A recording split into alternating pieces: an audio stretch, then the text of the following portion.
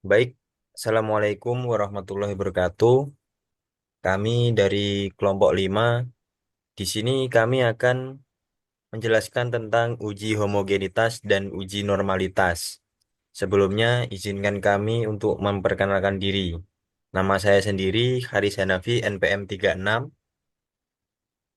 Saya Akista Pamungkas, MPM 50. Saya Saya Lutfi Prat- Muhammad Abdurrahman Surya Agus, NPM 26. saya Lutfi Bustami, NPM 19.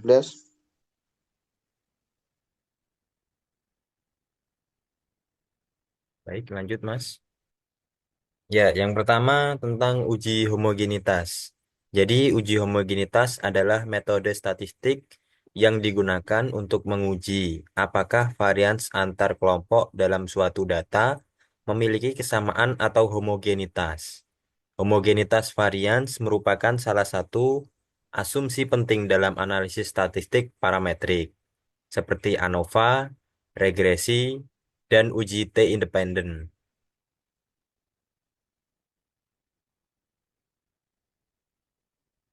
Kemudian tujuan dari uji homogenitas. Yang pertama adalah memastikan bahwa data memiliki varian yang seragam antar kelompok. Untuk yang kedua, menilai kelayakan data untuk diuji dengan metode parametrik yang mengasumsikan varian kelompok sama. Untuk konsep utama dari homogen, yakni varietas antar kelompok tidak berbeda secara signifikan. Sedangkan tidak homogen, yakni varietas antar kelompok berbeda secara signifikan. Untuk metode yang digunakan adalah Levenin test, yakni salah satu metode yang umum digunakan untuk menguji homogenitas varians. Hasil uji ini dapat ditemukan di berbagai software statistik, termasuk SPSS. Untuk nilai signifikasi, jika signifikasi lebih besar dari 0,05, maka varians antar kelompok dianggap homogen. Dan jika signifikasi kurang dari sama dengan 0,05, maka varians antar kelompok dianggap tidak homogen.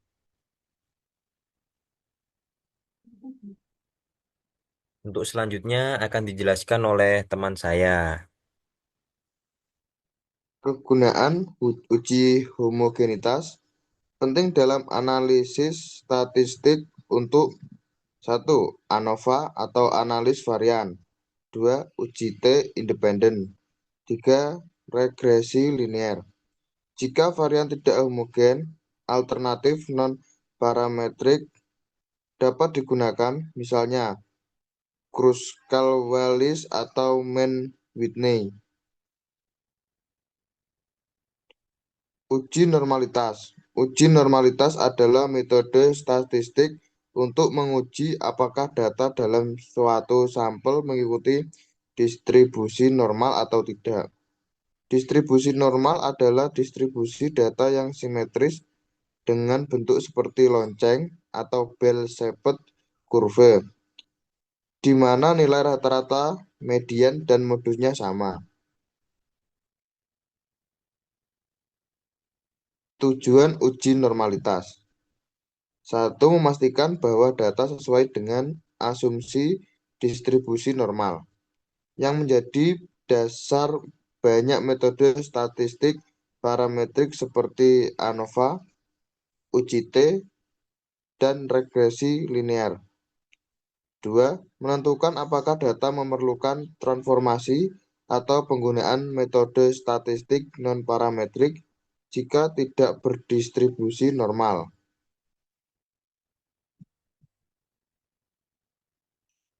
Mengapa uji normalitas penting? 1. Asumsi statistik parametrik. Banyak metode statistik parametrik mengasumsikan data berasal dari populasi yang berdistribusi normal. Jika asumsi ini tidak terpenuhi, hasil analis bisa menjadi tidak valid atau bias. 2. Menentukan pemilihan metode analis. Jika data tidak normal, analisis non-parametrik seperti uji Mann-Whitney atau uji Kruskal-Wallis dapat digunakan sebagai alternatif.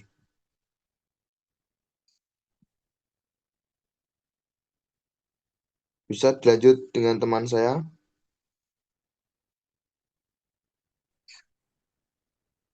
Oke, untuk langkah-langkah uji normalitas di SPSS, yang pertama, memasukkan data. Pastikan data telah dimasukkan dengan benar ke dalam SPSS.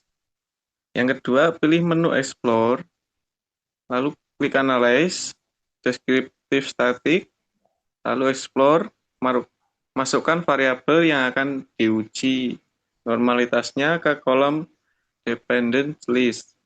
Yang ketiga, pilih Plot, klik Plot, lalu centang Normality Plot with Thesis, klik Continue, oke.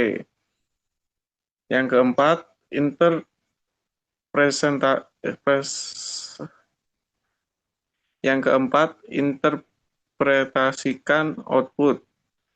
Lihat nilai signifikansi pada basis of normality atau Shapiro-Wilk atau Kolmogorov-Smirnov.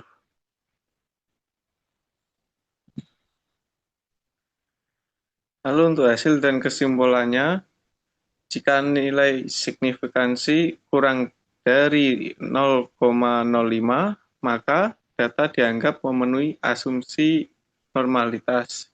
Dan jika nilai signifikansi sama dengan atau lebih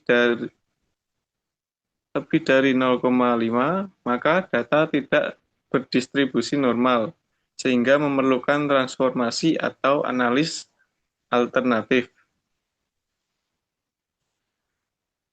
Dan untuk pengaplikasiannya di SPSS bisa dijelaskan teman saya. Baiklah, di sini saya akan menjelaskan bagaimana pengerjaan uji homogenitas dan normalitas pada SPSS. Di sini saya sudah menyiapkan daftar pada Excel berupa kelas A dan kelas B dengan skor. Untuk uji homogenitas, saya kelompokkan kelas A dan kelas B berdasarkan value berupa kelas A bervalue 1 dan kelas B bervalue 2. Dan dari data ini kita jadikan satu. Seperti data di sini. Hasil skor kita jadikan satu dengan nilai value 1 berarti nilai kelas A dan value 2 berarti kelas B. Kita copy datanya.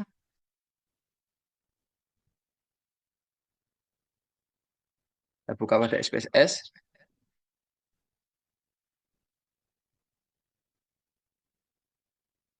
Kita paste data pada Excel tadi.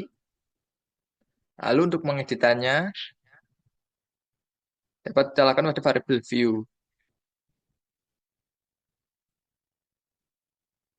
Mana yang tadi adalah skor. Ini adalah kelas. Untuk desimal, bisa kita buat jadi 0. Value, kita pilih titik 3 ini. Ya, untuk 1, kita lakukan sebagai kelas A. Tambahkan. Dan 2 sebagai kelas B. Tambahkan lagi. Dan oke.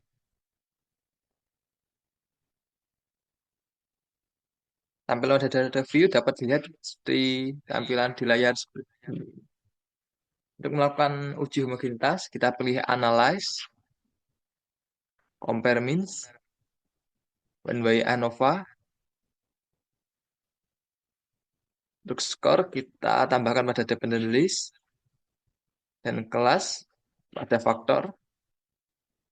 Kita pilih option, homogeny of variant test, continue, dan oke.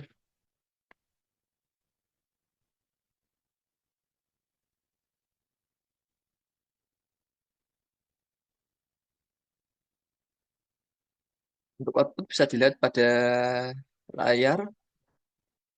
Di sini sebagai tes homogeneity of variance berupa nilai signifikasi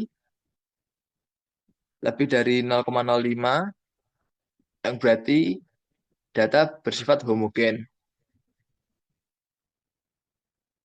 Baiklah, untuk selanjutnya saya akan menjelaskan bagaimana cara mengerjakan uji normalitas pada SPSS. Yang pertama, kita copy data pada Excel.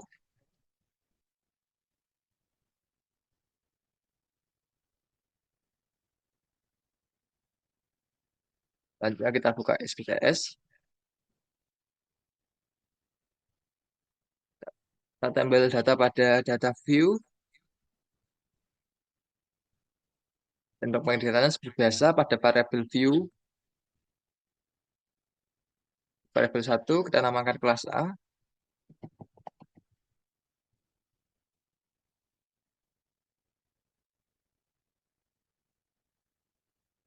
Variabel 2 kita namakan kelas B.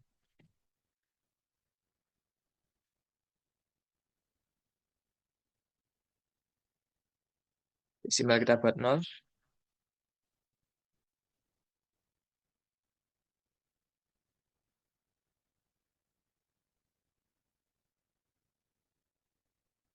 Lakukan uji normalitas, kita pilih Analyze, Description Statistic, Explore.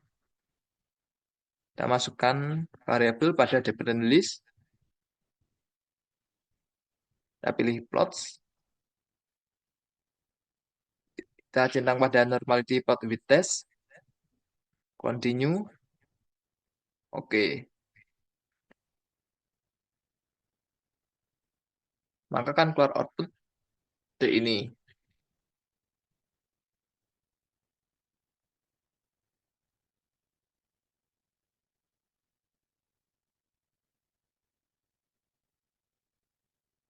Mana kita bisa lihat pada tabel tabel test of normality, di mana terdapat dua bagian, yaitu Kolmogorov Smirnov dan Shapiro-Wilk. Kolmogorov Smirnov dapat digunakan ketika variabel lebih dari 30 dan Shapiro-Wilk kita gunakan kita variabel kurang dari 30. Tadi lihat karena variabel di sini saya menggunakan 20, maka kita akan menggunakan tabel Shapiro-Wilk, di mana nilai signifikasinya untuk kelas A kurang dari atau sama dengan 0,05, yang berarti data tersebut tidak normal.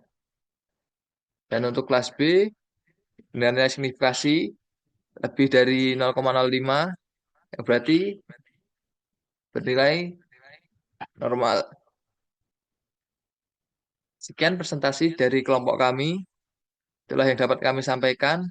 Mohon maaf atas salah kata atau kekurangannya. Assalamualaikum warahmatullahi wabarakatuh.